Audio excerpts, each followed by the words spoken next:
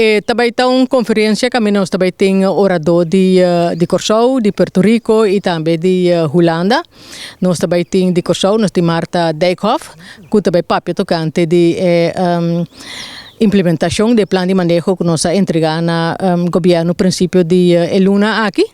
E nós também temos orador de Holanda, da Universidade de Amsterdam, que é especialista, pessoa que especialização de multilingualismo e também explica-nos tocante multilingualismo, o que significa, que impacto pode ter para o Bonaire, de como multilingualismo está bom e também tocante de educação do idioma materno, que está papiamento. E sei também tem tópico muito interessante para nós tour, sobre tema novo para nós. E nós também temos também de Rubén Severina, que também papia tocante de acordo intergovernamental. Tassina que afirma acordo intergovernamental com diferentes ministérios de Holanda. O governo de Bonaire afirma com diferentes ministérios de Holanda e não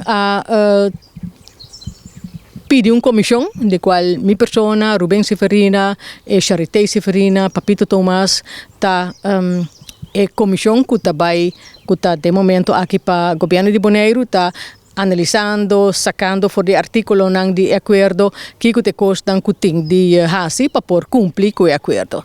Rubén Severina também explica que nós chegamos a que o acordo está encerrado e que nós chegamos a te momento aqui. Também tem orador fora de Porto Rico, que está o senhor Nick Faraclas, que também papia tocante de papiamento idioma de Matrix. Tem rapport que a sali de uma investigação qualquer assim de papiamento na Bonaire